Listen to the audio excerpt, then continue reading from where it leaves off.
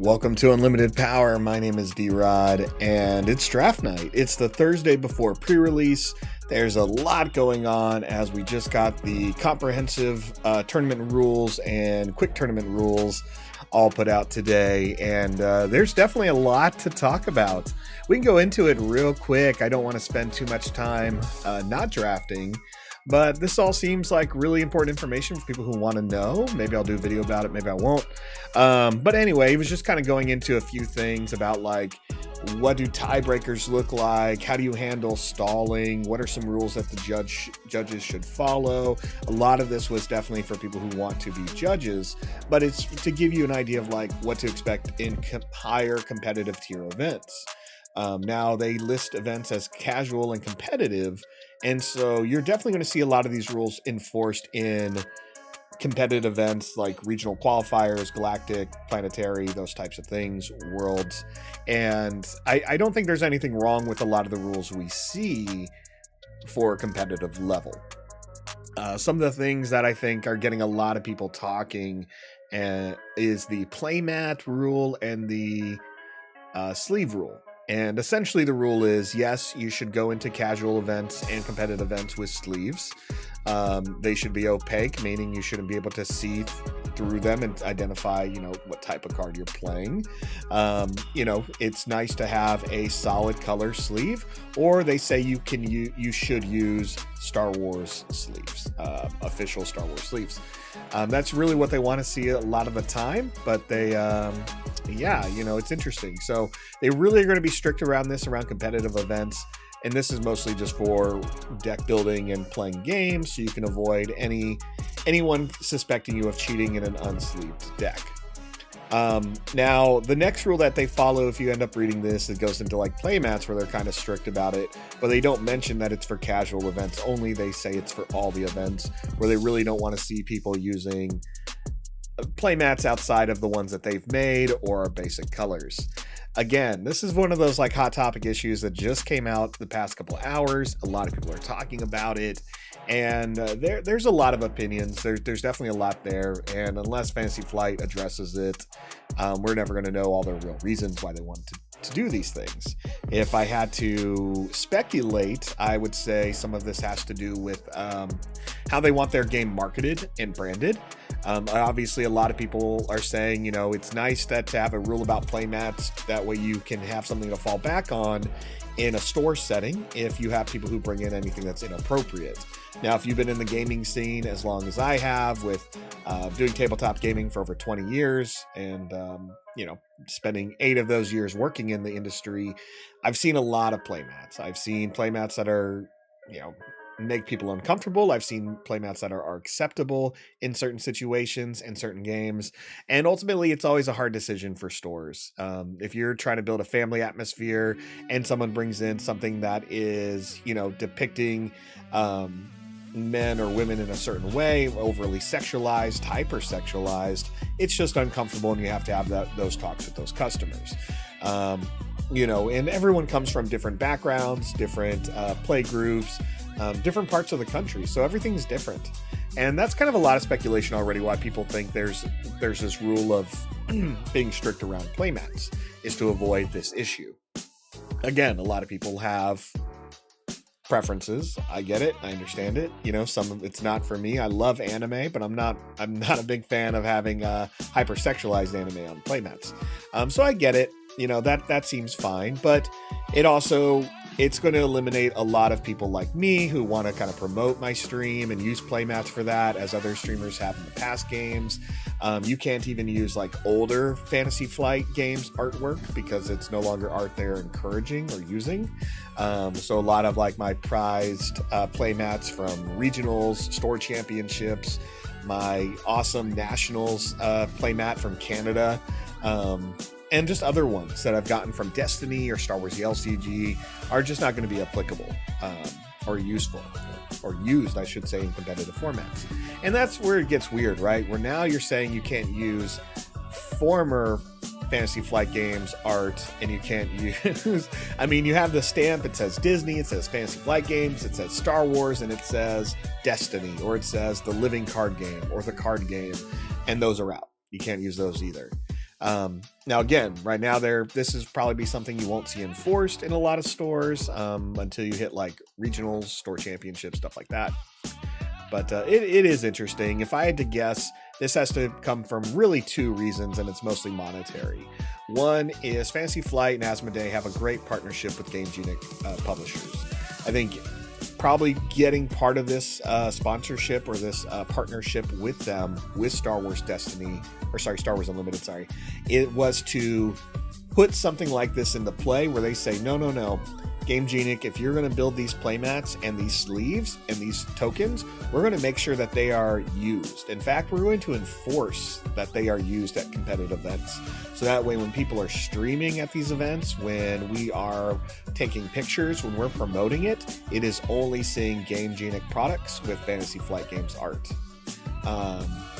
Music mix may be loud. Thanks, Peterson, for telling me that. I'm messing with it quite a bit. Let me know if that's better. So, we're seeing that type of thing where I think it's a little bit more Game Genic heavy than Fantasy Flight heavy. Of if you want this partnership, if you want us to deliver quality playmats for Star Wars, we need some confirmation that these things are going to sell, and you're going to do what you need to do to help sell them. And I've already seen this across the boards, where a lot of people are already saying, darn it, I can't bring my playmat to a pre-release because maybe my store is going to enforce it, and they contact their store in these group channels and say, can I buy a mat? They say, yes, we're allowed to sell accessories early and pre-release kits early. We can sell those things. We just can't sell boxes and starter decks and individual packs. So I think that's definitely it. We're already seeing that rise of like, well, Game Genic's going to get their products. Fantasy Flight and Game Genic aren't going to be sitting with full warehouses of materials, because now people who want to play competitive, and this may vary region to region and store to store, but if it's enforced by judges, they're going to have to drop the $25 to $30 on playmats and sleeves. Not to mention, they say, you can use basic color sleeves, which Game Genic does create, as well as basic color playmats. I've seen a lot of people say they've never even seen just a solid color playmat, and I'm like, well, Game Genic makes like 10, so you have your options there. It's interesting. I've seen a lot of people already hesitant about it. It's definitely a weird rule, but maybe this is just the world we live in. There's a lot of money to be made promoting yourself, and obviously, here I am on a stream channel talking about it, but the company's trying to do what they can to make sure revenue is coming their way. They're not trying to put money on the table and just leave it there, which is why I think after release we may see some changes to tabletop simulator, and maybe some changes to force table. I don't know, but I think the way they want to control the presentation of the game isn't bad. It's just new for a lot of us, and we have to hope that they're going to be using a lot of these revenue streams that they're in control over and trying to keep control of, as far as how their product is marketed and products that you should be using. Hopefully that's what they need to kind of keep the long-term plan of Star Wars Unlimited going. I think if these type of partnerships with Game Genic is what they needed to ensure that this game can last more than the standard 3 years, I'll take it.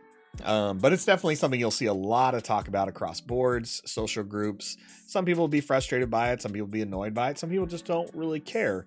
And some people don't think it'll ever be an issue. Again, if you're playing at home, playing just, casually, these rules don't affect you. But if you are thinking of playing competitively, it's time to start thinking about, okay, what sleeves are you really going to use, and what playmats should you go out and buy, those types of things. Luckily, I already had a few. I do have some custom unlimited power ones, which you'll see in future streams as I do some stuff. But yeah, I already have like a Vader playmat on the way and a Death Star playmat, so which I think is good, as well as some Game Genic Star Wars sleeves. I always want to try those, so we'll see how it goes. But it definitely. Where was this news? Peterson asked. The main Discord. Yes, you can find the main Discord. It's popping up in a lot of Portland Discords now. Just the two rules there. Like you said, everyone is bringing it up. How quickly can I get something? real fast, I think. Just a second. But yeah, these are some of the rules that were just coming up overall. I'm pull this one over here. Let's see here. Pull this right here. Not that one. Sleeves. So sleeves are required for players draw deck at all competitive tier events and highly encouraged in casual tier events. When using sleeves, players must follow these guidelines.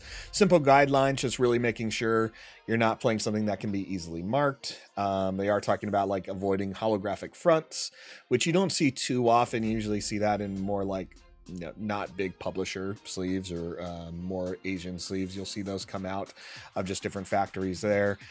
Popular for sure, but those are always really hard to read, so I never recommended them for players. Yep, and sleeves with artwork are permitted as long as they are officially licensed Star Wars Unlimited sleeves. So again, I think this is what's going to be just shown for the most part in competitive events. I think in a lot of casual tier events, which you'll play at your local store and definitely in your kitchen tables with friends, these aren't going to matter. But it was a surprise for a lot of people. With that, we talked about they talked about tiebreakers, they talked about stalling, they talked about pretty much what happens at the end, which I think was all important. These are all definitely interesting rules, and most of them aren't as bad as some other games. Some of them are just a little bit more strict than what we've expected from Fantasy Flight, but it was definitely kind of a big, like, not shock, but surprise. I think for the most part, a lot of people were surprised to see where Fantasy Flight landed on some of this stuff. So, but I'm sure there will be a lot more content put out the next 2 days, and I've been putting out a lot. If you haven't seen my pre-release videos for this week, some guides for you to use for this weekend. I have one for every leader except for one who will come up later tonight. It's just Churret, the last one I need to do. So let's take some of that knowledge. I've been looking at a lot of sealed information, and here we are in draft. So we're seeing some stores already talk about draft in the area. I've already seen 2 local Portland stores say they're going to do draft once a month on different nights. So that'll be fun. It'll be kind of exciting to do something like that. So let's go ahead and take a look at what we're going to be drafting tonight. And this is fun. Double Leia in my 3 packs. If you're unfamiliar with how draft works in Star Wars Unlimited, you're going to get 3 packs. You're going to purchase them. You're not going to open them until you get seated. And then when you get seated, the organizer is going to say, open your packs. And don't rip them open. Just try to like pop them open, right? Look inside and see if the leader's on top. If it's not on top, flip your pack over. You should see the leader. Slide the leader out of the pack. Leave everything else. So in this instance, we slid out all 3 leaders, and we're going to draft with these 3 first. So here I am with Leia Organa, IG-88, and Leia Organa. So I guess... You know what? I never play IG, and I give him a lot of hate, so I'm going to pick IG. He's our first choice. Look, double IG. This time we're going to pick Boba Fett. Definitely going with Boba Fett here, so I'd rather have a second villain aspect, so we know we can grab villain cards. And last was Jyn Erso. This worked out pretty well. So we picked our 3 leaders, and this is the point where we look at them, and this tells me already what I should focus on.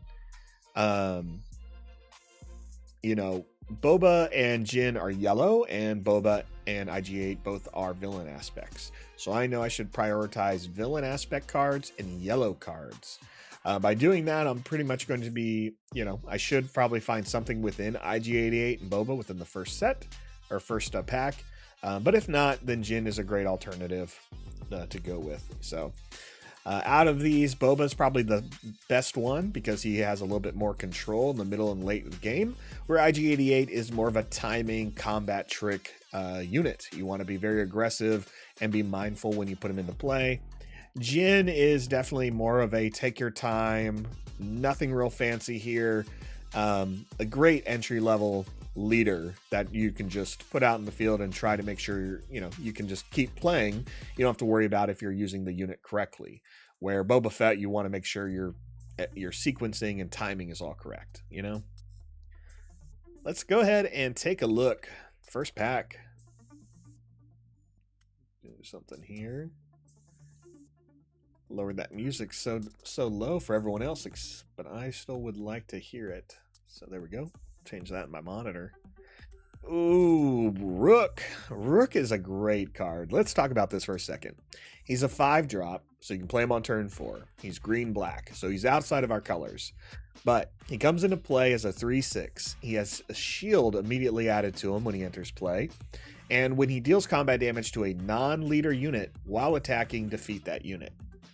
So a couple stipulations here, but essentially he could kill a unit its first attack without ever taking any damage. Just real simple, real quick. I love that for Rook.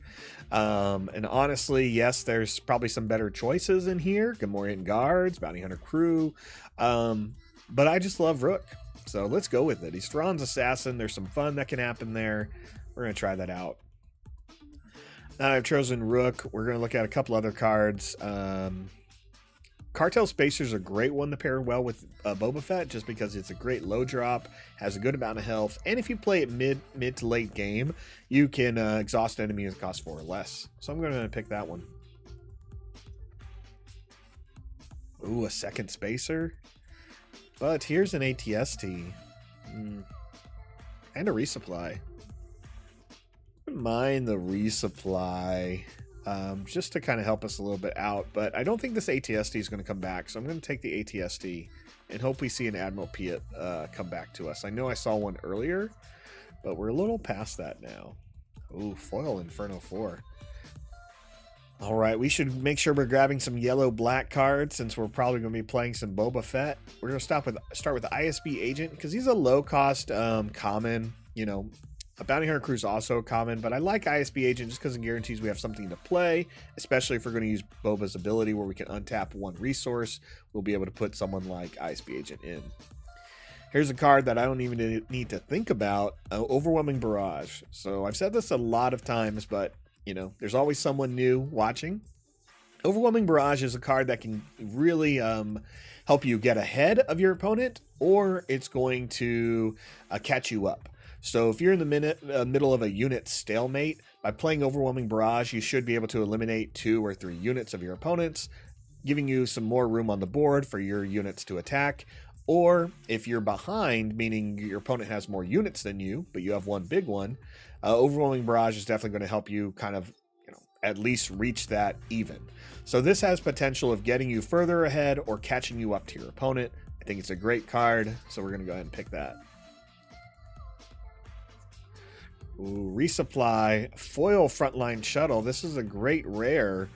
I think I'm going to take the shuttle because I love the shuttle with Boba Fett. As an action, you can defeat the shuttle, attack with a unit even if it's exhausted, and it can't attack bases for this attack. So since Boba has an ability when he completes an attack, as long as the enemy unit was removed from one of the arenas this phase, then you should be able to untap 2 resources. So if Boba can attack twice in one turn, or one phase, after you've removed 1 unit, then you should be able to untap 4 resources. I think it's really good for what Boba's already doing. All right. Nothing big here. We're going to take a second ISB Agent, fill that in a little bit. And not so much here. No yellow and black. Some red cards. But we do have Steadfast Battalion, so we'll pick that one up because it's nice and green. And I think we'll be going green, black, yellow. And we'll pick the Gamorrean Guards because I really love that Sentinel ability with yellow leaders. As long as you have a yellow leader, you'll get a Sentinel. So I think that's great. We'll take the Probe Droid because I'm a big fan of knowing what my opponent is playing. And an ISB Agent, our third one. I think I can hold off on those now going forward. Strike True is a great card. That's a 3-drop to just do damage to your opponent. Again, trying to get some of these lower ones, these 1s and 2s, are good because you'll have the ability of using them with Boba's ability and putting them into play. You don't want to make like a full deck of them. Like I have 4 ISB Agents. That's not really ideal. So I should make sure I'm getting more events than 3. But, this looks good. This is a good amount. We're getting that good range here. So let's move on to Pack 2. We know we're missing some bigger and mid-level ground units, but we really want to see some events. And a Bosk. I'd love a Bosk. All right. Ooh, that's a good card. That's a good card, but I can't take it because 7th Fleet Defender is just really good. It protects itself. It's low cost. It hits for 3, and that artwork is solid. Let's pick that. That's right. I passed up a rare for that common. It's just so good. Such a good common. Ooh, pack 2. Pack 2, pick 2. I think we're going to go with Mercenary Company. I'm a big fan of Ambush and Overwhelm. I really think those kind of cards always do well. Another Escort Skiff and an ATST and a Bounty Hunter Crew. I really need some events or an Admiral Piet. Let's take the crew for right now. Oh, let's take the ATST. Let's take the ATST. And Syndicate Lackeys, that ambush for 5. We're going to have a lot of ambush. Our units are going to come out and make a difference as soon as they hit play. Ooh, this one, not so much. This pack, I'm not feeling it. There's a lot of red, a lot of blue. There's some good stuff, but I'm going to take out Maneuver, choose an arena, and exhaust each unit in that arena. I may never use that, but it's really good to have for the ISB agents. Oh, here we go. Jabba the Hutt. Each trick you play costs 1 less. I don't have many. I don't think I have any. Outmaneuver is a tactic. That's it. So Jabba the Hutt, though, has a great amount of health for a unit. He has 8 health, and I think that's awesome. So we're going to go ahead and pick Jabba. And also when you play, search the top 8 cards of your deck for a trick event, reveal it, put it in your hand. So I just got to find a trick. All right. Green, black, red. What can we do? I think I'm going to take this resupply. I don't need many of those, but it'll be good to have. Now we got a foil lackeys, another bounty hunter crew, and a disarm.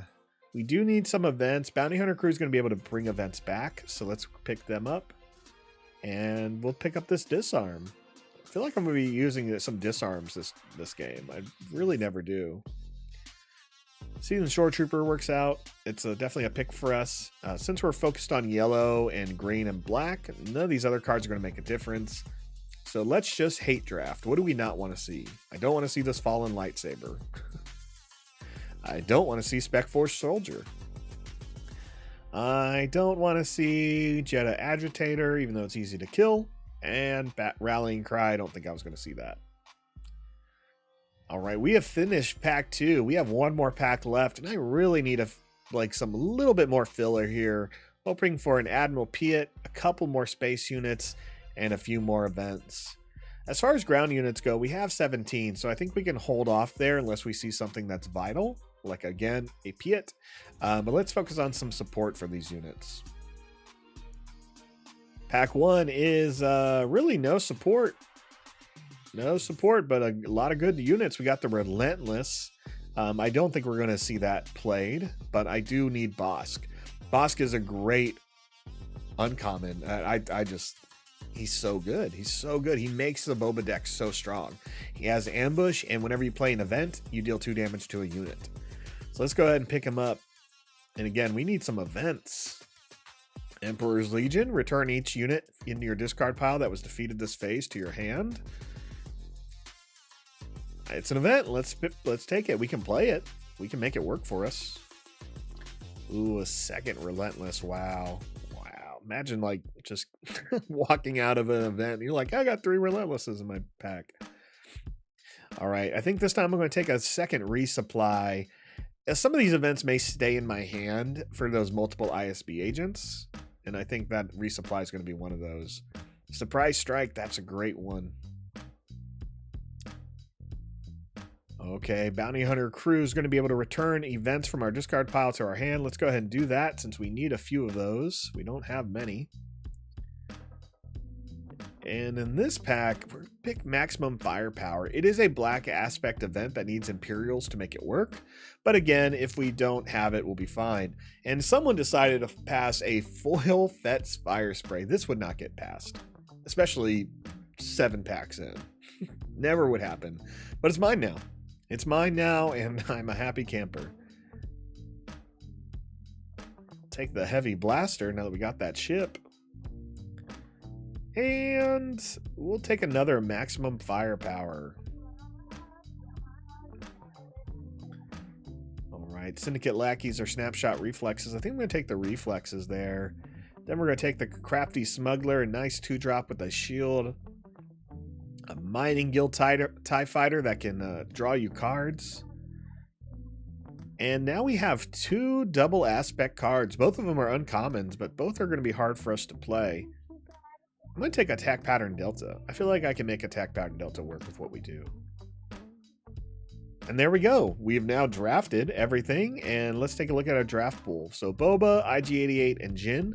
We focused on Boba. A little bit stronger there. We have a lot of yellow units, and our third color is going to be green. So we can use Rook, Mercenary Company, Steadfast Battalion, Frontline Shuttle, and some of these events here, like Overwhelming Barrage and Resupplies, and those types of things.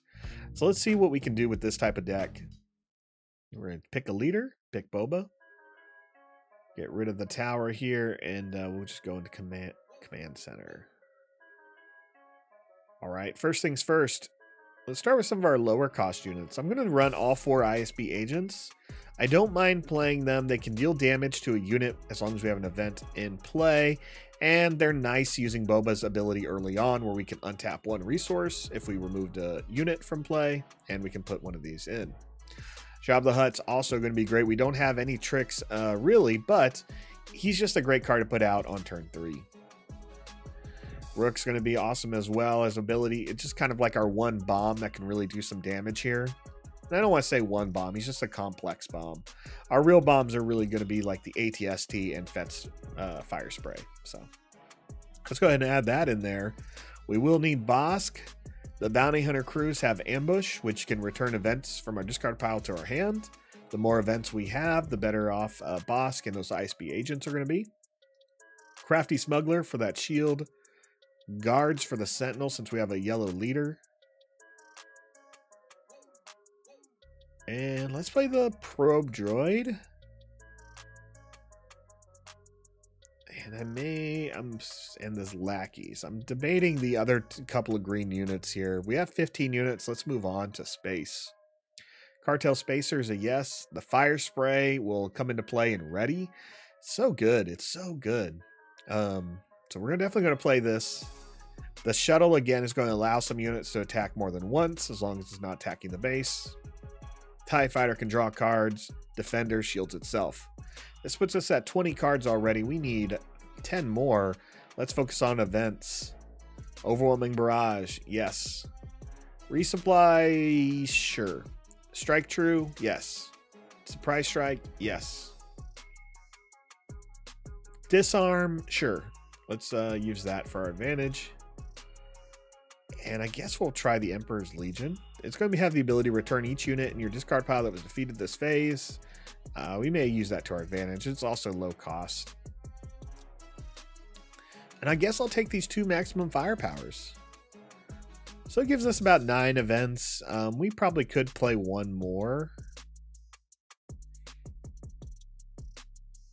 I'll take the outmaneuver just in case. So let's try this out. We have 15 ground units, 5 space units, 10 events. We're passing up on our upgrades here. Let's see how we do. Save and close, and let's go ahead and hit the game board here.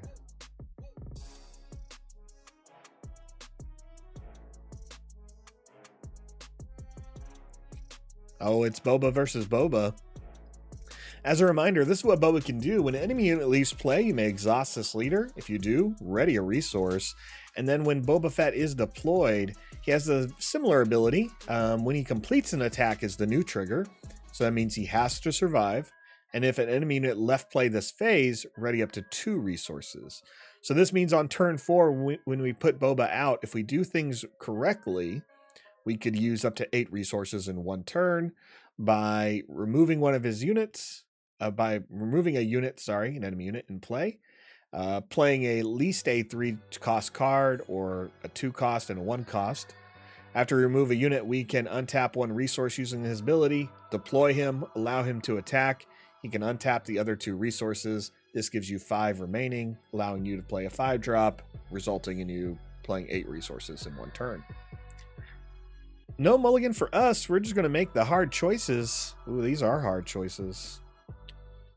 That shuttle's good. Resupply is good. We can't get rid of Barrage, and we can't get rid of ISB Agent. Those two cards are going to work for us. So let's get rid of Outmaneuver for now. I really want to use that shuttle, so I'm going to drop the guards. I really want to use that shuttle. I'm going to pass. I want to see what the opponent does first. They play a First Legion Snowtrooper. Sounds good. We'll play an ISB Agent. Reveal a resupply from our hand to deal 1 damage to the Snowtrooper.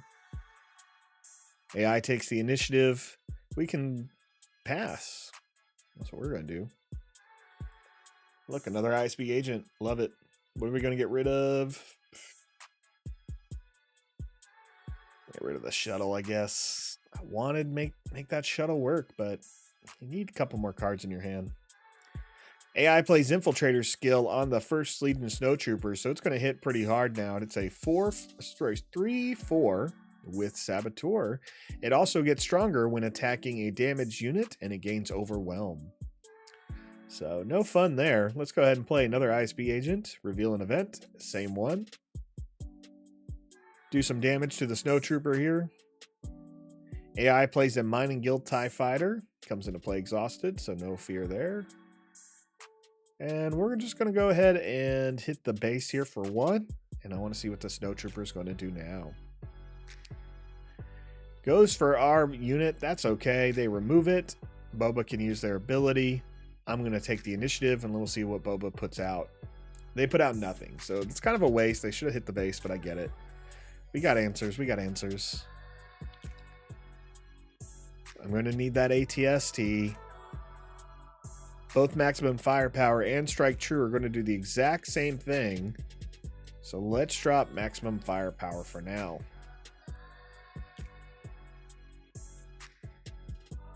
All right, here we are on turn 4. What is my plan? I think I'll just Strike True and get rid of the Snowtrooper here. We're going to hit them for 1, but they're dead. So we can use Boba Fett's ability to give us a second resource. AI plays the Frontier ATRT. It does have ambush because Boba Fett was playing a Mining Guild TIE Fighter, which is another vehicle. This is a really good ambush card. 3 for 5 and comes out turn 4. The art could be better. Very common in a lot of Star Wars cards or art. Sorry, like a lot of scenes picture like Twi'leks on these little units here. These ATPTs, patrol tanks, I believe is what they're called. Let's take the initiative. Nothing else for us to play. We're going to get hit for 1. It's a 29-29 game. And there we go. We got a Lackeys. We got Jabba the Hutt. We got some good choices here for turn 5. I'm going to drop that resupply finally. Boba can come out this turn. I don't have any low-cost units, so I'm not going to be able to do much, but we can do something here. Play the Lackeys, and we can kill the Frontier Walker, so let's do that. Trigger the ambush, swing on the Walker, and it's out of here. Our Lackeys survive. We're going to use Boba Fett's ability to untap 1 resource. TIE Fighter hits us. Boba draws a card. Smart move. Let's deploy our Boba. They play Snowtrooper Lieutenant. We're going to go ahead and we'll kill the Lieutenant. Gets Lieutenant out of here. Yes, Boba's going to take 2 damage. Ready 2 resources, which we don't need. Nope, there it is. Ooh, wow. Okay, so ISB Agent, I would have just done the 1 damage to Boba Fett and then swung with your Boba Fett and hit mine, because you would have got the same bonuses. Well, whatever. That's the AI's prerogative. They'll take the initiative here. We'll see what they do with the Boba. They swing. They swing on me. I have 1 point remaining. That's fine. I expected that to happen. And they still untap 2 cards and don't do anything with it. So, all right. All right.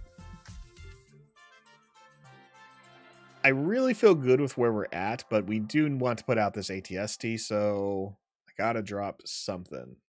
I'll drop Jabba. So seems weird, but there's some better plays here. We have Overwhelming Barrage, which is going to be helpful. And we have Bounty Hunter Crew, which is also helpful. That ambush ability is going to be solid. Let's play the Overwhelming Barrage and make Boba a little bit stronger. So we have 6 damage we can distribute how we choose. 3 is going to go here. 2 is going to go here. And then we'll just do the final one there on the ISB agent. Lackeys get played. They're going to hit Boba, and that's a lot of damage. That's all right. I was hoping Boba could survive it, but just didn't happen. Let's take the initiative. We'll get hit for 1. It's going to be a slow game, Boba versus Boba in a limited format, it looks like. But we got some answers. We're still good. We can hang out here at 6. Double Bounty Hunter crews. You know what's cool about the Bounty Hunter crew is you can get Overwhelming Barrage back. So attack with a unit. Attack here.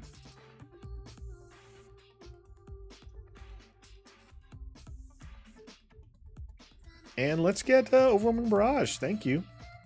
Okay, we can get waylaid. That's fine. We'll take the initiative and we'll move on. So we got Bounty Hunter crew back. We have Emperor's Legion. Ooh, here comes Bosk. That's great. That's great. Let's drop the Smuggler then. 7 resources seems good. We can play a little slow. I'm going to go ahead and play a ATST just to draw this out. I want to see what the AI runs. A Swoop Racer. Okay. Let's take the initiative. And a Wolf. All right.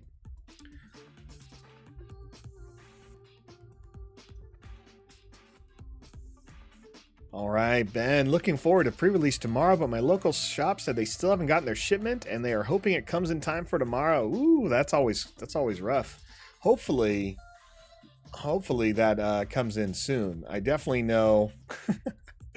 I definitely know that can be rough. It was working in the industry. There was definitely those days where it's just like, it's Thursday. Where's my shipment? It's supposed to be here. And then, you know, my UPS guy says like, I'm sorry, can't be there today. Hopefully tomorrow. So hopefully that happens.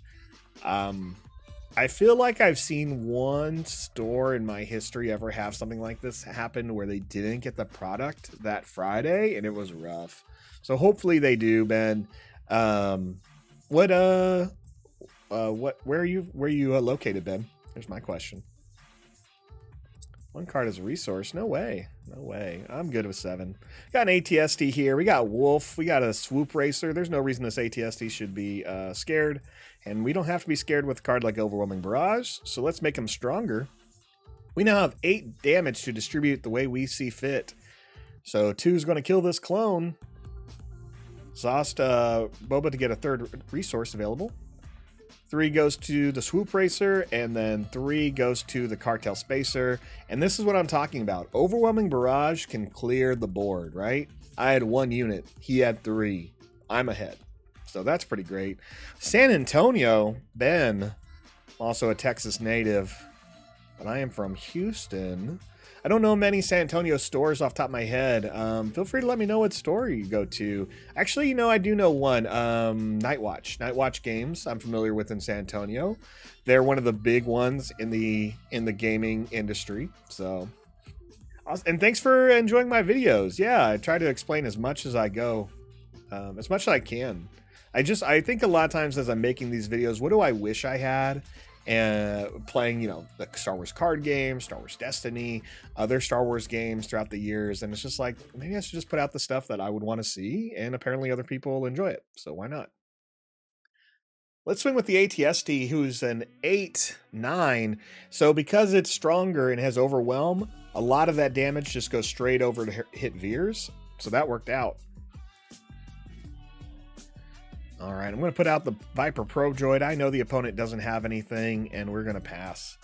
So I have 2 more Bounty Hunter crews, and I'm literally holding on to them to just play Overwhelming Barrage more.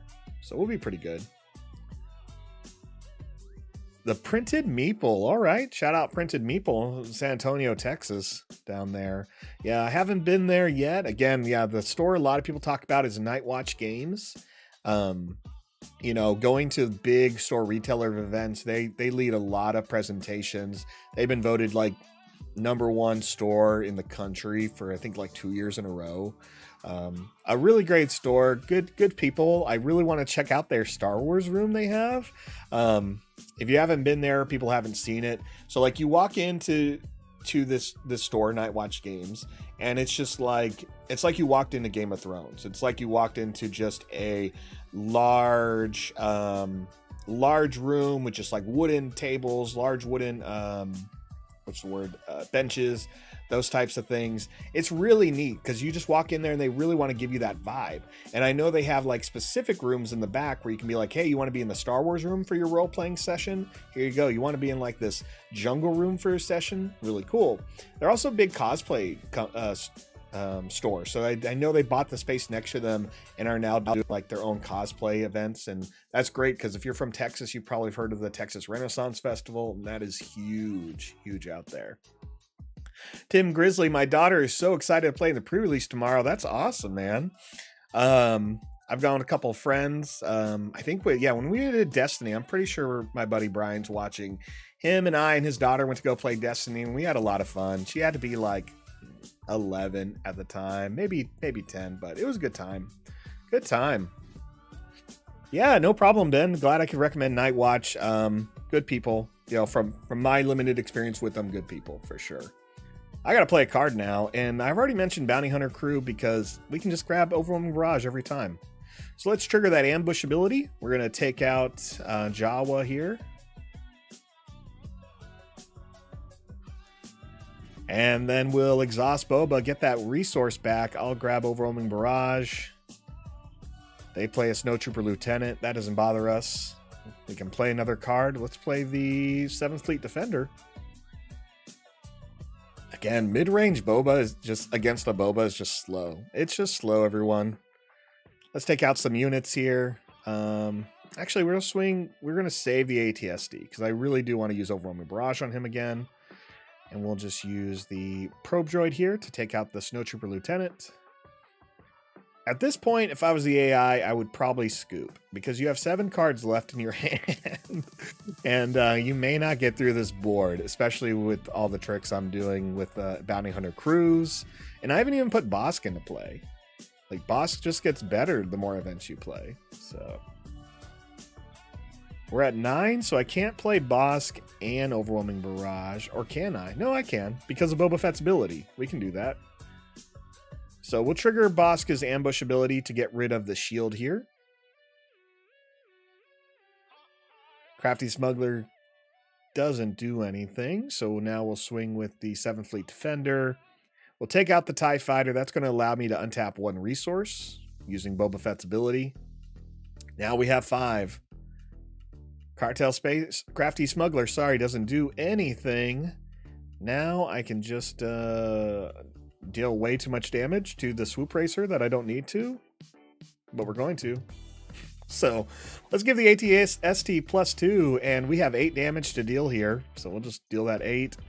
Bosk is going to say, you want to deal 2 damage somewhere else? And I'll just say no. No for right now. Let's swing. 8 damage there. We'll drop him to 10. And we'll pass. A surprise strike and a second ATST. I'm just going to drop that 1 down there. I like having 10 resources. They play their own Bounty Hunter Crew. And that Bounty Hunter Crew takes out my ATST. That's okay. That's okay. We got answers here. Plenty of them. Let's go ahead and play Emperor's Legion just to bring it back. Deal 2 damage to something. We'll say no. Oh, we got waylaid. I should have swung. Well, here comes an ATST. It's like, what are you going to do? What are you going to do? We'll just, I'll just surprise strike just to do 5 damage here. There we go. 6 damage, actually. Forgot it's +3. So 6 damage. They're at 4.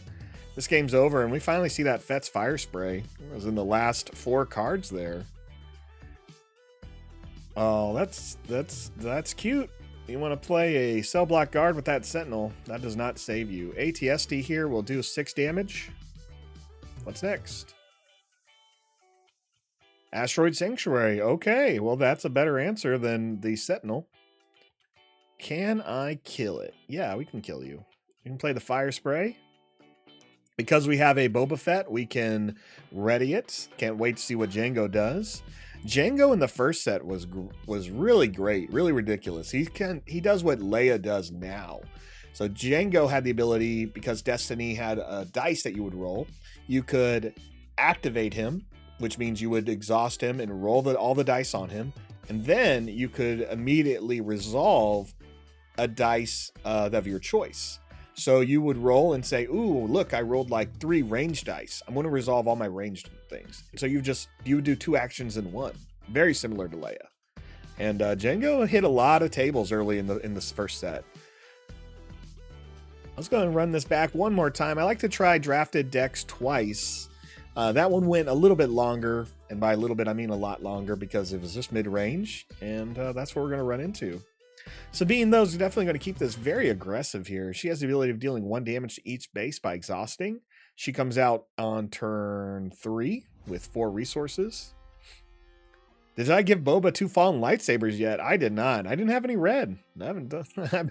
It's hard for me to play red with Boba if I see some good green sometimes, like Overwhelming Mirage. I don't know, but red complements it so well with something like Bosk. Sabine Wren, though, when she attacks, she'll do 1 damage to each base. So I got to be ready for when she hits play, because she will have 5 health. No mulligan for us. Let's make some hard decisions. I will drop Syndicate Lackeys, because that's not going to come out. And I'll drop Outmaneuver. I like Outmaneuver, but I'm going to drop it. Dog has something to say. Let's find out what's in my opponent's deck here. Our hand. Okay, Keep Fighting, a Starwing Scout, and Open Fire, and Alliance X-Wing. Fun thing from the rules today, they were talking about what is public information and what is private information. Once something is revealed to you, it's considered public information.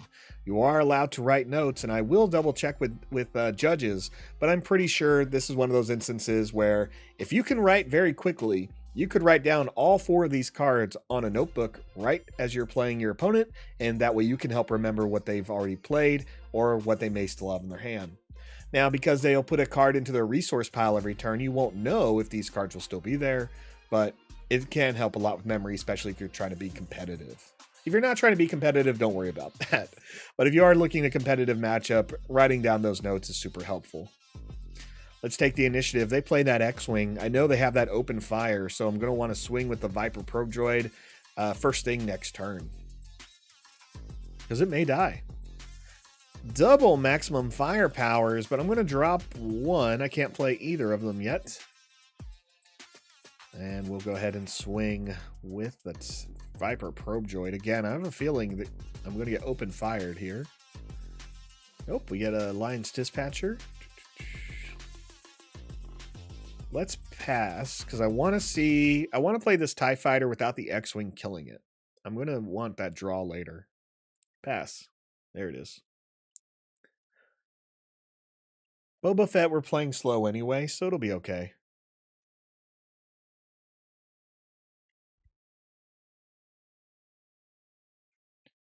All right, we're going to go ahead and take the initiative now. We just had a play to Keep Fighting, so I forgot about that.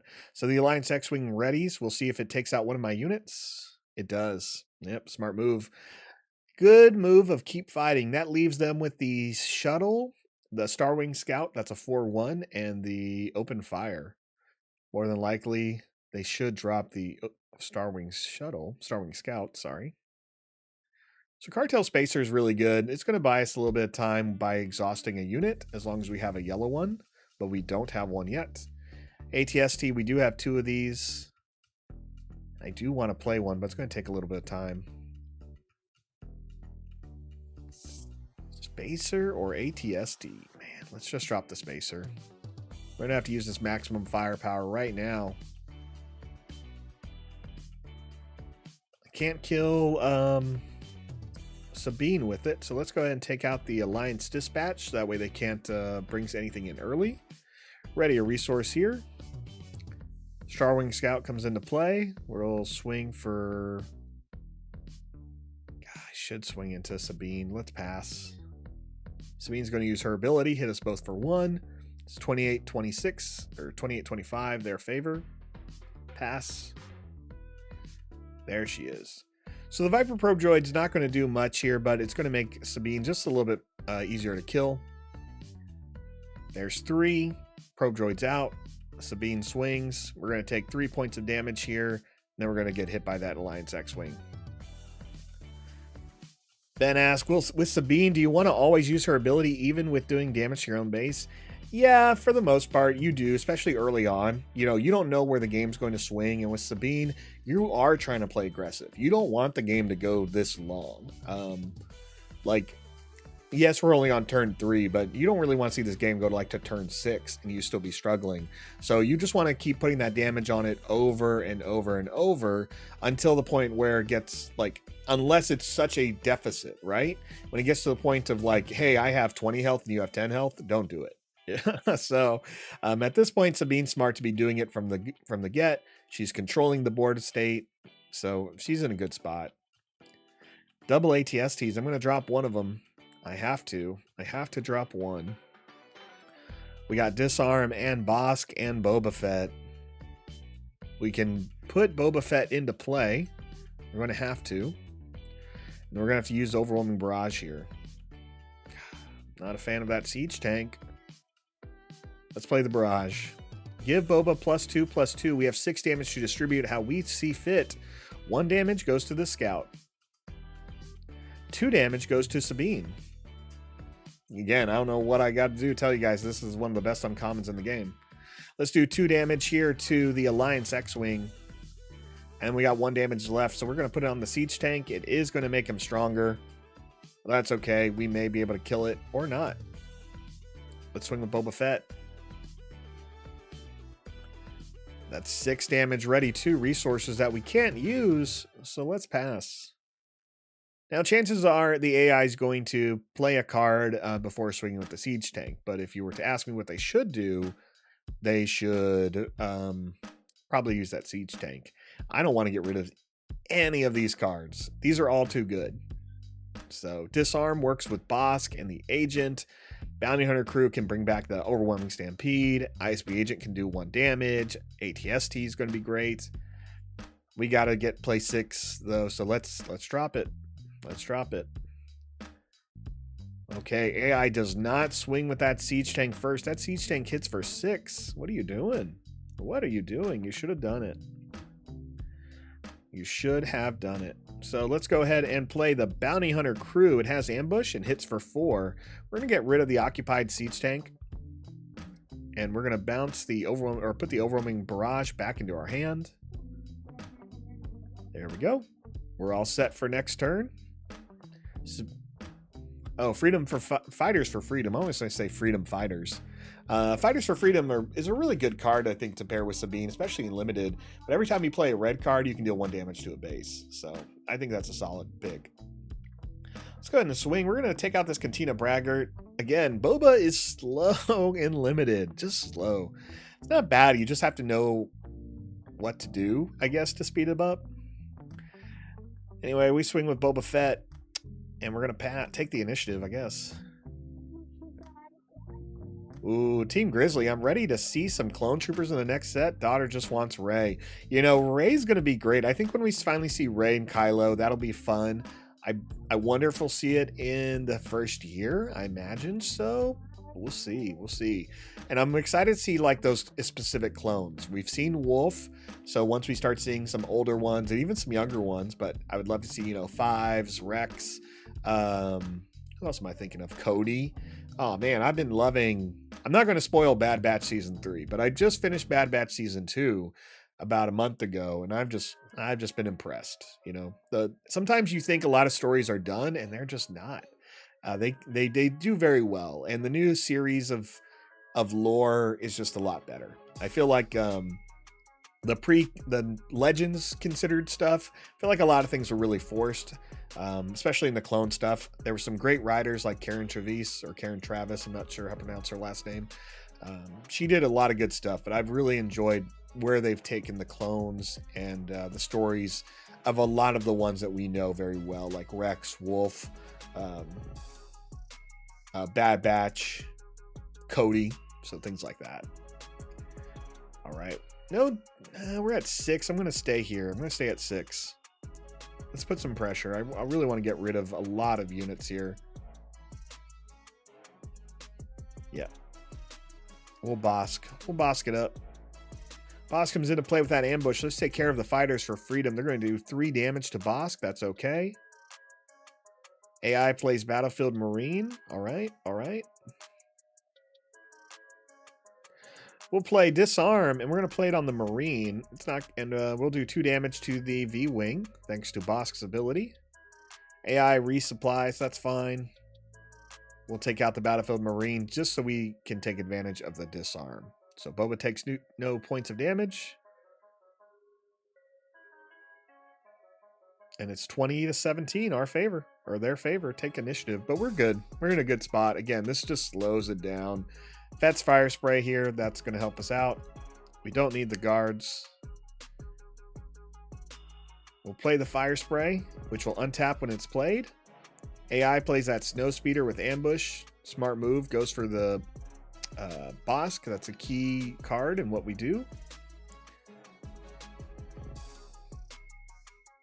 I don't really have anything to untap yet, so we're just going to play Boba Fett.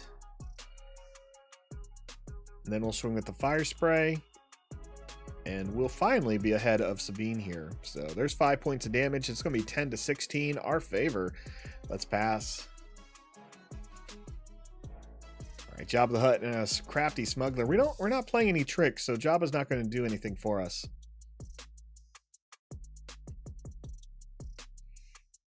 Go ahead and play the barrage, I guess. Played on the Fire Spray. Here's 3 points of damage. And then we'll do 2 more, or the rest of the points of damage there on the Snowspeeder. AI plays Mission Briefing to draw 2 more cards. A little too late for you. Let's swing with Boba Fett. Ooh, Twin Suns deck tech yet. I have not. You know, I'm excited for Twin Suns. The thing with multiplayer formats and games, as someone who's played a lot of newer games, it seems like that's always the last thing to take off for some reason. It's just one of those things that takes everyone forever to get built up. And I don't know, like I'm no one in my area has talked about if we're going to have like a Twin Suns event. I hope we do. And maybe that's just what I need to do, is figure out what store is going to do that. So, but hey, we finally finished up this Boba draft pool. I thought it was fun. I think other people did too. You got to see some fun mechanics here. Obviously, the things that did really well with Boba were the overwhelming barrage that we only had 1 of, but in one game we played it like 3 times thanks to cards like Bounty Hunter Crew. So definitely some fun stuff there. Team Grizzly, though, to answer your question, what I am thinking for some Twin Suns though is I really want to make Hera and Luke probably, and put in all the Spectres. You know, in Twin Suns you can only run 1 card, 1 copy of a card, and I think there's a lot of good synergy because all the Spectres are white aspect units. They're also all rebels, so you get a good mix there. Hera allows you to put in Sabine easily and Zeb easily. Then you can run Chopper and Ezra. I think those will all complement each other. 2 of them are Force users. So with someone like Luke, you can play, you know, the other Luke unit, Yoda, Kanan, obviously, and Obi-Wan, and get some more benefits there. So that's kind of one of the first things I want to build in my Twin Suns, is a heroic Twin Suns deck. All right, let's go back into a build. Let's do 1 more. Sometimes I do 2 drafts, but this may end up being only 3. Now this time I'll focus on some light side characters, Han Solo and Chewbacca. Ooh, let's go Han. Let's go Han. Pack 2, Boba Fett or Grand Moff Tarkin. I want to avoid the Boba Fett. It's really easy to do. If I was advising you, I would say take Boba, take Han, because you already know you can grab yellow cards, and it will work for either of them. But since I want to just force myself to avoid Boba, we'll go this direction. And this worked out. So we know we have 2 green cards and 2 heroic cards. So we can focus on single heroic cards this first pack, or we can focus on 2 green cards, you know, on green cards this pack. Either way, we should be able to make a decision on what we're going to play. Man, how do you pass up this good card? Rebel Assault. Play this on your Leia Organa. Give her +1, attack with her, then trigger her ability, attack with another rebel unit, Then go back to Rebel Assault and pick your second unit and attack with it. So you could use this card in one action, bump up 2 units, and attack with 3 units as long as one of those units you pick is Leia Organa. So let's grab it. Let's commit. Let's commit to that green-white card and see what we can do. Ooh, double attack pattern delta. I want it. We're going to play some Rebels, so let's grab some Rebels. Let's try this. Let's try some Leia Organa here. I'm seeing some good stuff. Bright Hope is a solid one for Leia. It's green, it's white, gives you Sentinel. You can return a unit, and draw a card. We want to draw cards. Mon Mothma searches our deck for Rebels. Yep, let's grab her. A second Mon Mothma, let's grab her.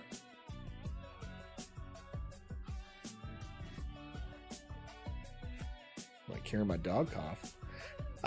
Debating just making a dog cam over there.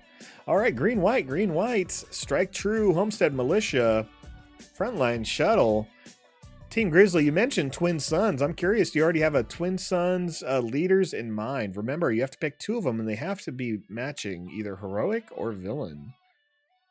I'm gonna pick, I don't know, Frontline Shuttle. I guess that may be fun. That could be interesting.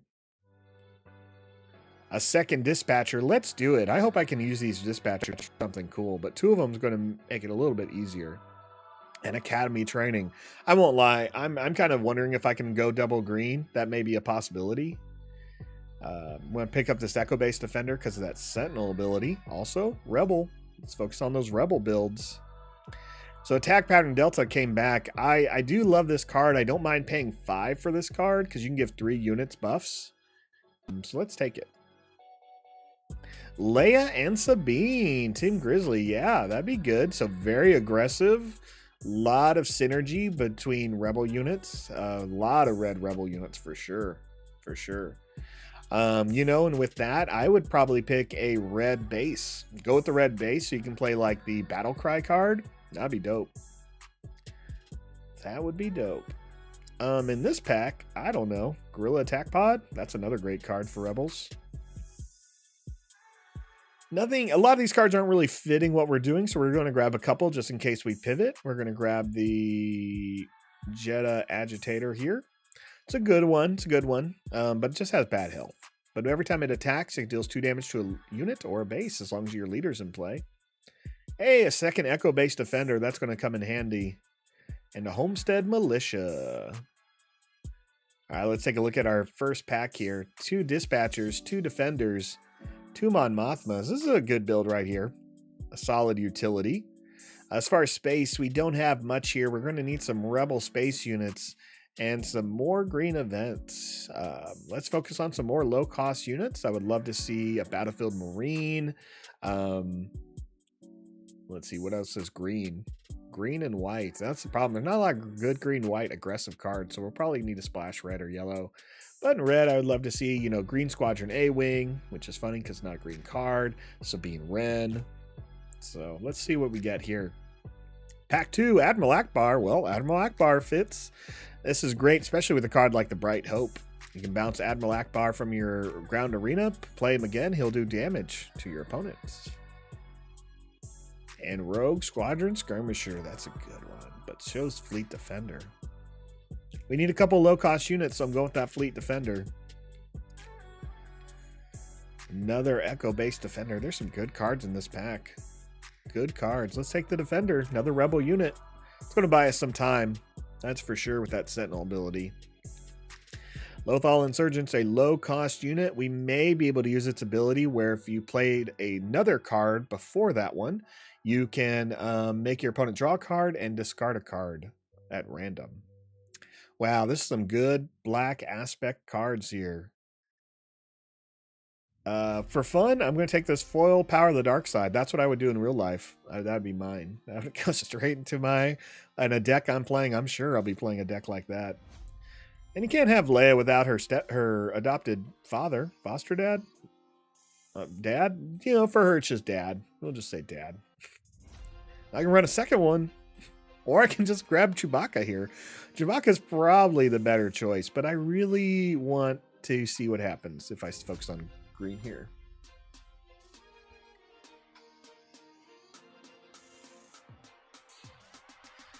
You better turn around and look at this dog. It's just chilling. He's just chilling. All right. Nothing really fits what we're doing here. Let's go ahead and take the Gorilla Attack Bot again in case we do go red. Hopefully they add blaster upgrades in the next set. That'd be cool. You know, one of the things I really enjoyed in Star Wars, the CCG, the old Decipher game, is at one point, probably 2 or 3 years in, they had upgrades as an attachment. So you'd have to be like, oh, blaster rifle, lightsaber, put it on your unit, which is normal for a lot of cards. But then they started doing something where they built these pre-constructed decks, and they were just like, here you go. Here's Leia with blaster. Here's Luke with lightsaber. Here's Boba Fett with blaster. Here's Boba Fett in the fire spray. Like, they started mixing them up and making the unit stronger. And I thought that was super neat. So you'd have like this unit that hit harder, but he cost more. I just thought that was a really cool way of doing something like that. Let's grab the Rogue Squadron Skirmisher. That late game ability of bringing a unit 2-drop from your discard pile into your hand, I think is solid. And check out all these cool villain units. I love all of them. We'll just take Seven Sister. We're not playing her, but we'll take her. And same thing. I'll just take the Piet. I don't want to see a Piet. You know what? I'll take Precision Fire because Precision Fire could maybe playable. And we'll take the Mission Briefing. We're not playing red, but definitely a direction we may go. Okay. The ground game isn't looking solid here. It's not as good as I'd like in a Leia deck, but we may make it work. We got one more pack. I really need some space units. Really need some X-Wings here or some wing leaders. Wow, double fire spray. This would have been... Imagine if I went Boba. This would be great. But hey, we finally found an Alliance X-Wing, so let's pick it up. We need some Rebel low-cost units.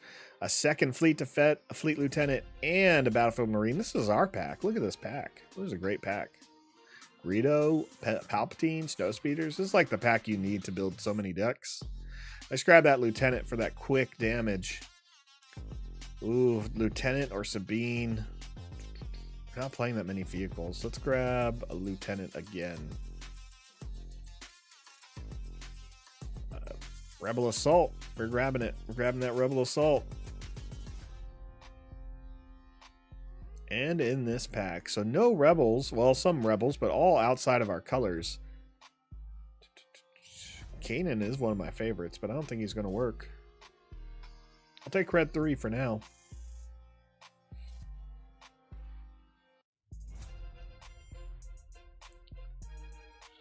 Tough. What is the choice here? Let's take the foil agitator, I guess. A third Mon Mothma? Why not? We'll take a third Mon Mothma. And everything else doesn't fit what we're doing. Man, it's just, we're trying too hard, I think, to make the Rebel green mix work. But sometimes you'd rather see me do it than you try it. You don't want to be in a tournament where you just paid $15 for this to happen to you. Sometimes you're like, wow, this deck ended up badly, and I don't think I like a lot of the cards I have. We'll grab another Echo-based Defender. We're going to make that Sentinel work for us. And do I grab Sabine? I'll grab Sabine. We're probably going to end up splashing red. I don't think I need a third Alliance Dispatcher, but he's there. We'll grab Open Fire. And Rallying Cry. Rallying Cry is what I was talking about, Team Grizzly. So each friendly unit gains raid to this phase. Yep, play that in your aggro deck. And your Twin Suns one. That'll be dangerous. Let's take a look here. This is a really interesting green right here. So we got some unique units like Bail and Mon Mothma. We got 4 Echo-based Defenders, so we're playing the Hoth theme. 3 Fleet Lieutenants, which I think will be good at getting us over the line here. I think we are going to go green, white, red, but I probably will throw in the attack pattern Delta. So there are definitely some cards I wish I picked up. That's okay. We can make this work. So Leia Organa. Let's pick up the Catacombs. there of Kadera. I'm trying to remember where this is from. Oh, it's Jeddah. I mean, it's right there. It says right there on the box, on the card, Jeddah. All right, Fleet Lieutenant. People love, I mean, I just feel like Star Wars loves Jeddah. I feel like almost every book I pick up, they have to mention Jeddah in some way, and it's like, all right, I get it. It's big, it's popular, it's where Rey's from, but it's like, just feel like every book they're revealing another secret about Jeddah, and we used it here, and it was the site of this battle, and this person did this thing, and blah blah blah. And it's like, didn't Luke say Jeddah's practically nowhere? Like, it's just nowhere, but it's just mentioned all the time in these newer books.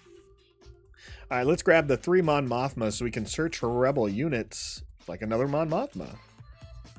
We definitely want some lower cost ones, so we're going to take Bail, all these defenders, the lieutenant.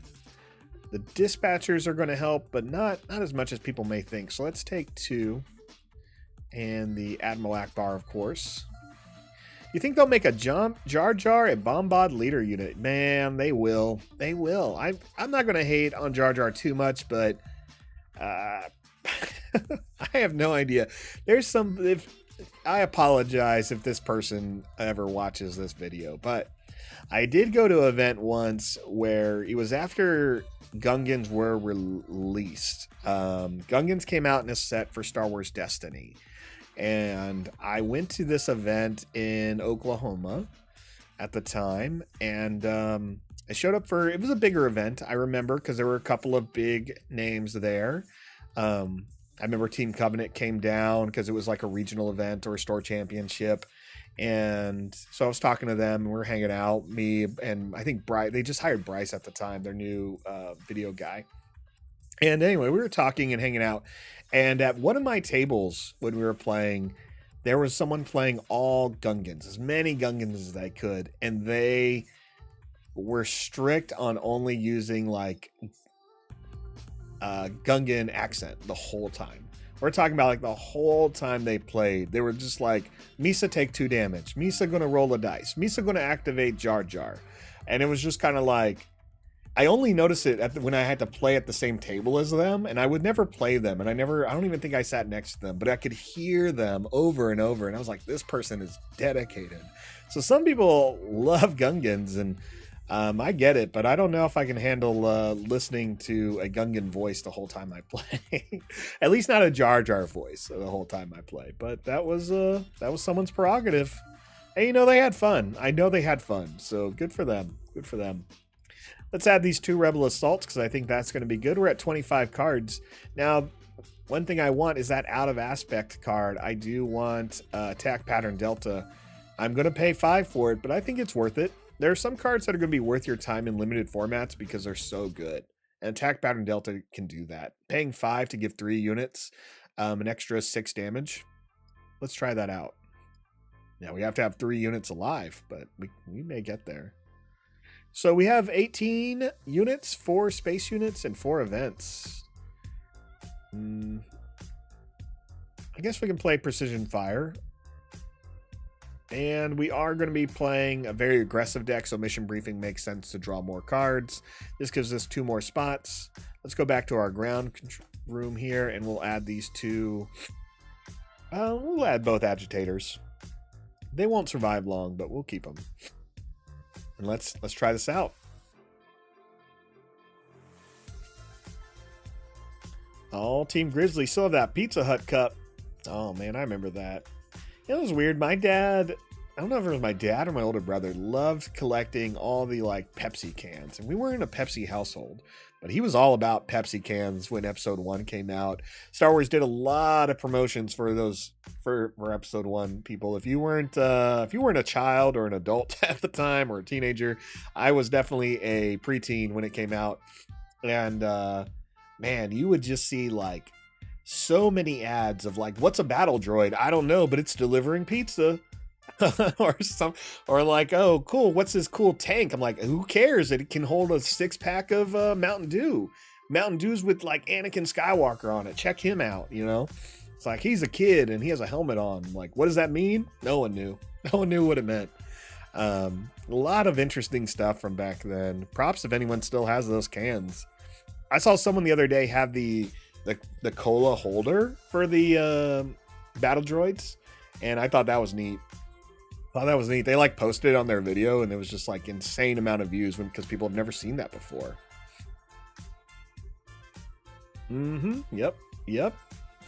Cold Yoda can. Yep. It's crazy. It was crazy back then. The stuff that they would use for marketing that they don't do now. No mulligan for us. We just want to see how this deck does, and sometimes you just don't know. So let's just take it as it is. So we need to drop some units. I don't think Precision Fire is going to be one that we keep. Jedi Agitator may be another one that we drop because it has a low health. So let's drop that one. We also have 2 in our deck. Turn 1, I think we're just going to play Leia Organa. Yeah, that's it. Just Bail. AI plays TIE Fighter. Now we're playing against Boba Fett. If you're unfamiliar with him, he has the ability of playing a couple of extra cards in his turn. With this ability, as long as he's removing one of our units, he can untap a resource after he attacks. He'll untap 2, or he can do 1 in his current state. He's definitely going to try to maximize this the turn he comes into play. So that 4th turn is where you want to be mindful that Boba wants to untap 3 resources that turn. So he wants to remove a unit you control. All right, got to drop a unit. We have a couple of dispatchers, so I'm okay doing that.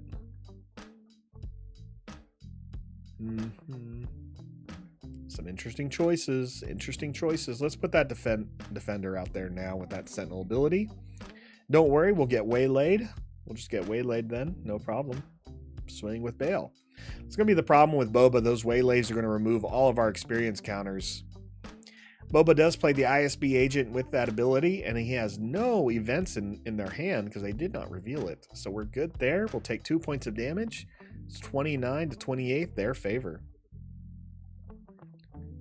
Oh, taking your kids to see episode 1 in theaters this May. That'd be cool. I'd rewatch that. I don't think I've watched episode 1 in theaters since I've been an adult at anything. And when I did watch episode 1, I waited in line down in Houston, Texas, off of 290. Shout out. At the Tinseltown. It was just brand new there. And I remember I had to wait in line. I had to wait outside. I went with some friends from school. And I don't think we had assigned seats. You didn't have assigned seats yet at the time. But by the time we were able to get in there, we had to sit in the front row all the way to the right. And I remember like looking up and seeing Yoda's like huge face. And as a kid, I'm like, this is nuts. This is crazy. He's so big. And he's barely a puppet. Barely a Muppet, I guess. It was wild. I remember that. This was my first time ever sitting up front. And I was like, sitting up front is not comfortable. It doesn't matter what age you are. It is not comfortable. All right, let's drop a card. I really don't want to get rid of the agitator, but we may. We will. The defender is just a better choice. The other cards are better options. We can play Leia next turn. Let's see if we can make that work for us. Let's put a defender out. See what the opponent does. They swing with the ISB agent into the defender. Makes sense because that's why we have Sentinel.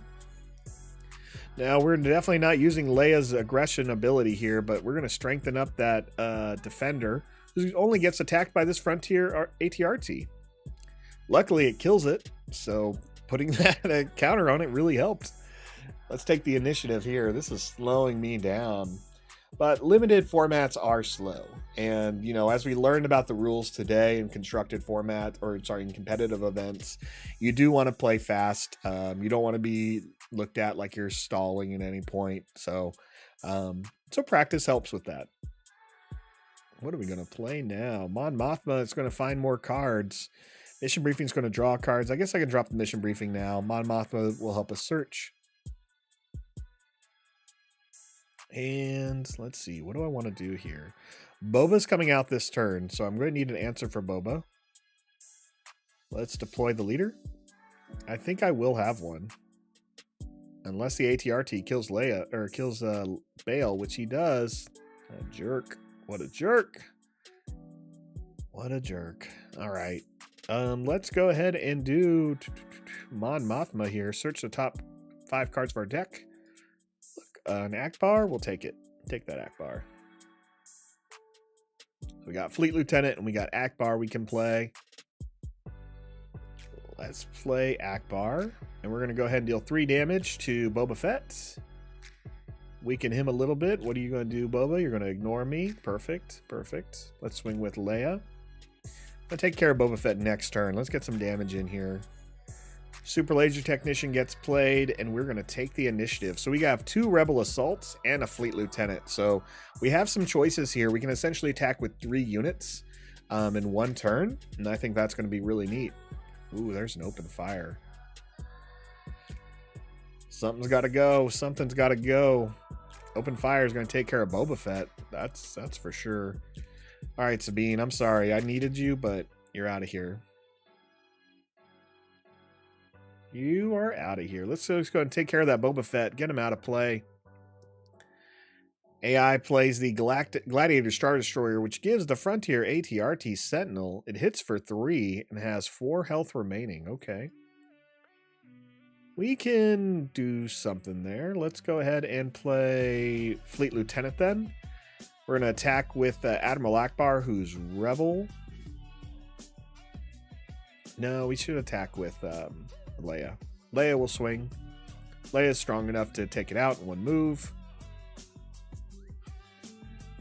And then we'll swing with Akbar. We'll swing here. We can ignore the Super Laser Technician.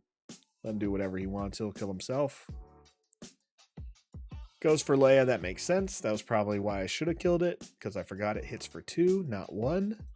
Swing on the base. It's 22 to 21. Their favor. We're going to take 2 more points of damage, I'm sure, from the TIE Fighter. We're going to take the initiative. Team Grizzly. You know, Team Grizzly, you said something great there. You're hoping to take your kids to see episode 1 in theaters this May. I kind of wonder what people would be excited about to watch again in theaters as far as a Star Wars movie. For me, man, you know, a lot of the Star Wars movies with Imperial Star Destroyers are what does it for me. Like, that's just, it's every time I get in the theater and it's dark and you see that just, you know, industrial gray hit the screen and just start, you know, you don't even know what it is. You just see this block of gray and it's like, this is so cool. I'm just always impressed with that. So if I had to relive that, it'd probably be Empire. I know Empire is going to be a lot of people's choices, but it just has some really good scenes in there for me. I would love to re-see Empire. I would love to I'd watch episode 1. I think episode 1 has a lot of great characters. Maybe not the strongest writing sometimes, but a lot of the best characters. And yeah, I would also rewatch Rogue One. I'd rewatch Rogue One. That's a great one. That is a great one. All right, some fun choices here. I'm actually not going to put any of these out. We have Red 3, which is going to be awesome. So let's put out Red 3. Now, Red 3 is going to give us a little bit of time here because it gives each friendly unit gains raid 1. So we only got 1 chance to make this work. I'm hoping we can. You know what? If I put in a 7th card, I could have played Bright Hope and Red 3. But I want to see what the opponent does here, so let's see what they do. They play the Bounty Hunter crew. They have ambush. They swing into Leia? No, they swing into Akbar. Okay. Perfect. Perfect, perfect. That works for me. Let's play Rebel Assault. We're going to swing with Leia onto the base, and we're going to be able to swing with all 3 of these units. So they're all going to get the Red 3 bonus. Attack with another Rebel unit. We'll pick Mon Mothma. And then we're going to finish up the Rebel Assault card, giving +1 to the Lieutenant, and now the Lieutenant swings.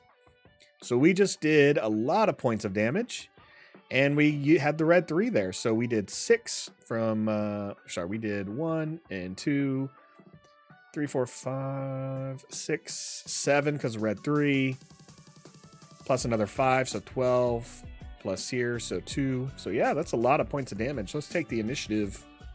Nothing else for us to do. That worked out. That's what I'm talking about. That's why I love Rebel Assault.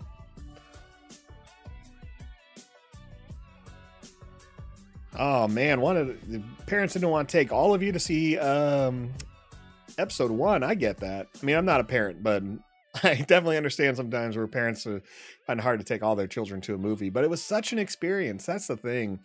It was such an experience, and I don't know if we get those types of things as much anymore. All right, no pass. No, we don't need to put anything out. We are at the tail end of this here. How do we get past them? It's the real question. First, we will play Bright Hope. We're going to return Mon Mothma to our hand. That allows us to draw a card, another defender. AI is going to hit us for 4. We're at 8. Let's play that Mon Mothma just so I can look at some more Rebel cards here, and that's what I want, the Gorilla Attack Pod. So this is great because as long as the base has 15 or more damage on it, you can ready the unit.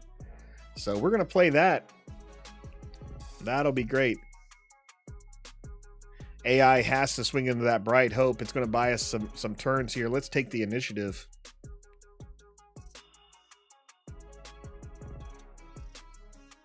Boba untaps, but he has no resources left. He has 9 resources. I'm going to go ahead and drop this Mon Mothma. Look, we have 2 Gorilla Attack Pods. That's cool.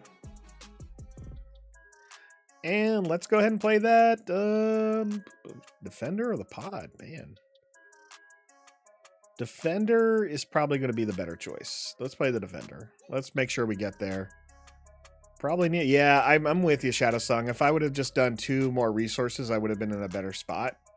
I'm going to play Echo Base Defender again, make your opponent swing into it. You know what's funny? Apparently I clicked some different cards, so there we go.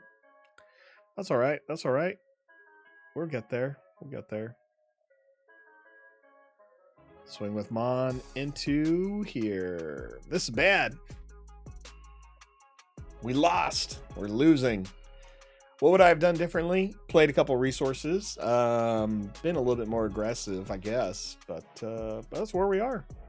Here comes 2 more damage. What can I do with 9? Nothing. I can give a friendly unit +3, though. That's all we needed was 1 unit, but those waylays kept getting us. No answers here. I think the attack pattern Delta could have gone a few turns back. Yep, you know, you're right. It definitely would have been a stronger move. I think I was so tunnel visioned on the other play there.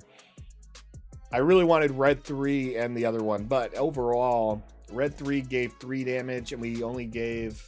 I wanted to play red 3 and Rebel Assault, and that's only 5 points of extra damage. You're right. If I played attack pattern Delta, it would have been 6 points of damage. So that would have been a big one. Nothing else to do here. AI is, they're going to get me. They're going to get me.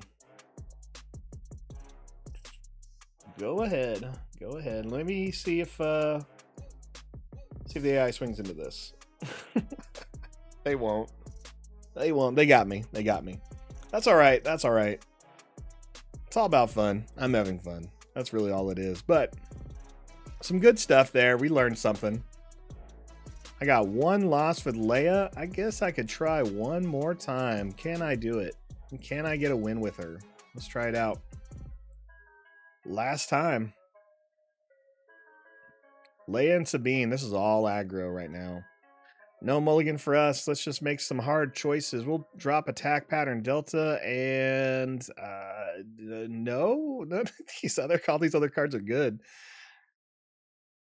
I'll drop Rebel Assault. I'll drop it.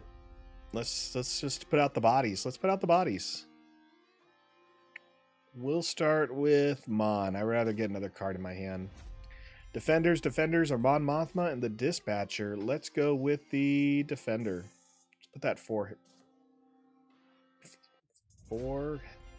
tough or attack character into play. We'll take 1 from Sabine Wren, who just played the Green Squadron A-Wing. The A-Wing can swing for +2 thanks to that Raid 2 ability. All right, we get an attack pod and Sabine Wren. That works out. Let's actually go now. It's limited. It's about the dudes. You're right. A lot of times it's just about having more dudes than your opponents and trading all the time. Make it a fast game if you can. Because at the end of the day, there's only so many events. I think about this probably too often when it comes to card games. But one thing I think about, it kind of goes with what you're saying, Shadow Sun Gaming. It's all about the dudes. Is I think about this line in Futurama. It's in the first season, but they talk about like how the government has to go stop these killbots, and the only way they can stop killbots is by constantly throwing people at them. because the reasoning is the captain says killbots have a certain limit. They can only kill so many people, and then they're finally just done. So all you got to do is exhaust them, like get to the limit where they run out, and they're done. And I think about that a lot in trading card games, especially limited formats. It's your opponent only has so many ways of killing your dudes. If you have two more dudes, eventually they just run out of options. They're going to get swarmed. And that's kind of nice because these packs are very heavy units, especially with low cost ones. So if you're using units to benefit you, like Fleet Lieutenant here, then I think you'll be in a good spot. You got to put a card down. I'll drop the Jedha Agitator. All right, so we got the Sympathizers and the Green Squadron A-Wing. What are we doing? And let's go ahead and go. We'll play Akbar and we'll get rid of those Sympathizers because they hit pretty hard. 4 damage there. I know that Sabine's going to come out soon. We'll be okay. Action ability. I'm going to put a token on our Sabine. And then we'll use our Leia to swing for a few points of damage. Let's go ahead and get this damage going. 1 here. Ding. 26, 22. Attack with another rebel unit. Yes, please. We'll choose Sabine Wren. Swing again. Yes, Limited does feel really similar to Hearthstone, the Blizzard's TCG online game. Because, yeah, you really want to focus on some direct attacking when you can, just because some units can be a problem. But unlike, well, like Hearthstone and unlike Magic, you know, damage stays on your unit. So you got to be mindful of how much damage you're taking, knowing that it's going to be their next turn. Will you have chances to use those units before they're, you know, defeated? Like there goes Leia Organa, but Sabine took 1, so we'll have some options, I think. Dispatcher and Defender. Okay. So this is the turn we can put Leia out, which is great. Sabine's a little bit of a pain. What can I do here? We can hit her for 4 with someone. Mostly just another Sabine. Or another Mon Mothma. What's the play here? Let's use a something. Man, I really want to take out that Fighters for Freedom. I feel like that guy's going to be a pain. No sacrifice, no victory. I know you're right. It's all about trading sometimes. And wow, that's dumb. That red unit gets me. Let's go ahead and put Leia in play. I'm going to deploy her. I want to see what they do. They play a partisan insurgent. Okay. Let's see. Let's attack. We'll attack with Leia. We'll attack into Sabine. We'll get her out of here. Leia has 4 damage thanks to raid, and we can attack with another unit. We will attack with Mon Mothma, so we can play a Mon Mothma. She's going to go ahead and sacrifice herself to the Fighters for Freedom. Nope. No, we do need her to die. Let her trade. We'll play another one. Get that damage in there. Fighters for Freedom's going to swing. Oh, they really... Wow, okay. They don't use their Saboteur ability, but they will die. Smart. We'll get them out of here. Let's play Mon Mothma. Remove Sabine with Sabine. It's just so much. I think Leia will still survive. We play a second Mon Mothma. And Rebel Assault is a Rebel card, which I like. I like that. Both are good. Let's take the Rebel Assault. Let's try to move a little bit more and clear the board here. Sabine's running out of cards, and she needs cards just as much as us. All right. Let's see. Now we have a 4 hitting Sabine. Let's go ahead and take out... We'll go for the Ardent Sympathizers. Deal 1 damage or to the base. We're just going to deal 2 damage to the base. Player 2's base. Yep, 1 damage there. Get that going.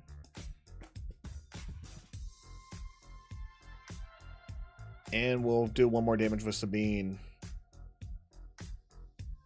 Oh, yeah, you're right, because it's multiple aspects. Well, don't I have to have at least 3 aspects among other friendly units, though? At least 3. So they don't have to be different. They just have to be 3. All right. Reading cards. That's what gets you there. It's all about reading cards, guys. All right, I need to learn from last time that holding on to these cards didn't work. Getting to 6 or 7 is probably going to be a better one, especially with Guerrilla Attack Pod.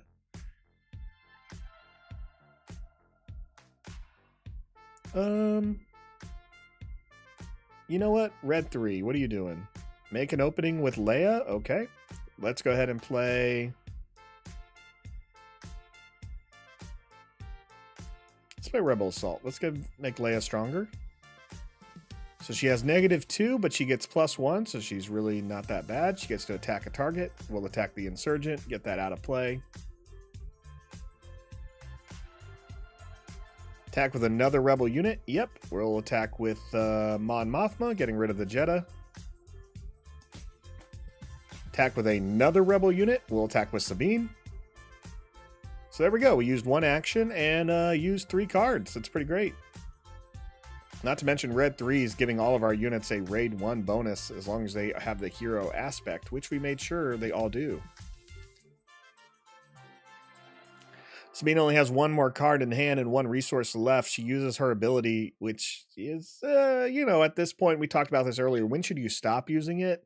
If you're only 1 down, it's not horrible. It's not the worst thing.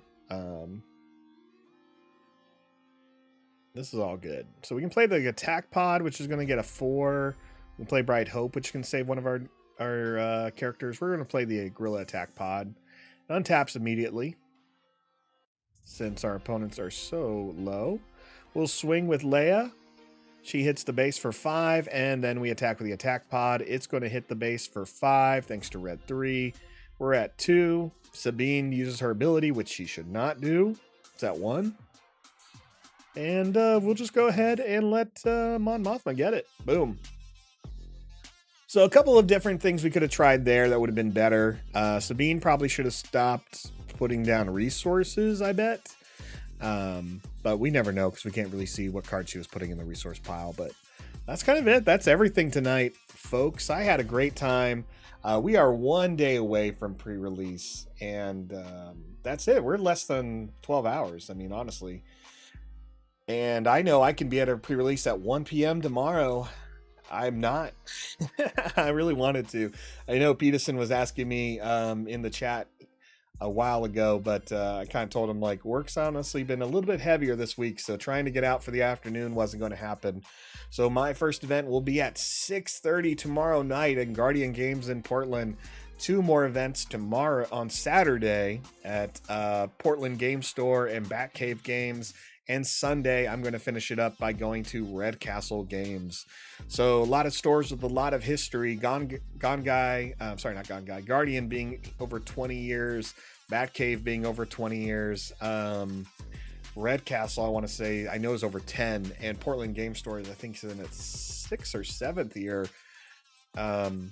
Yeah, so a lot of fun stuff. I'm excited. I'll have a lot of packs. I actually got asked to be a judge at one of the events, so that'll be cool. So I'll be getting some cool judge promos, which means I'm going to have some fun stuff to give out. Team Grizzly, you get to play at 5 p.m. Your goal is to get Iden. That's going to be awesome. I don't really mind who I'm going to get. I'm going to love, opening 6 packs. I'll make it work. I really think Krennic or Tarkin I'll have some fun with. I'm sure all of my events I'm going to are going to be very casual and everyone gets the same prizes, so I don't really feel the need to like dominate at all. I just want to have fun and meet everyone in the community. Again, I encourage people, if you're a social person, to jump on, the Discords or the Facebook groups or Reddits, because you'll be starting to like interact with people. I know I'll be meeting a lot of people who watch these videos or comment on social media in these groups, and so excited to meet them for the first time in real life and just sit down and play some games and have some fun. Have fun at your local events, meet people. This is always the best time to show a store your support, to show them you're interested in the game. I'm a big advocate of whenever there's a pre-release for something, especially a new game, best thing you can do to show your interest is to be there. And the experiences you have and the people you meet and how you treat them at these events is going to make the big difference on if they come back. So, it goes without saying, but I like to say it anyway. Be kind, be considerate, be willing to talk to other people. And at the end of the day, a lot of these people are there because they love Star Wars. So you'll find something you can connect on. I met a lot of great friends through Star Wars. Some of you guys are watching now. I just can't imagine how many things wouldn't have happened if I didn't meet the people I've met playing Star Wars card games. these past decades. So just interesting stories, fun trips, fun moments, and it's about to all come back, honestly, and it's all there based on the amount of work you put into it. So if you're looking for a good community of people, if you're looking on building out your own community of people that like games and Star Wars and maybe other things you like, this is a good opportunity this weekend to find that. And whether you do it with friends, you do it with family, or you do it as an individual, there's potential there for a whole new group of people to enter your life, and you'll be surprised the kind of stories and games that you'll have with these people that that may be really memorable to you. So I hope everyone can enjoy that. I hope you can find that if that's something you're looking for. But again, enjoy your drafts, enjoy your pre-releases, I should say, and let me know what you get. I put out a lot of pre-release guides as well, so if you need those, check them out on this channel, and I will be giving a report of what it's like to do 4 events, unless I feel spicy and try to do 5, or for some reason I just take off work tomorrow and do 6. I don't know. That probably won't happen, but 5 I'm still thinking about. So I'll let everyone know how my pre-release journey goes. I'll try to document as much as I can. Have a great night. Have a great weekend, and may the Force be with you.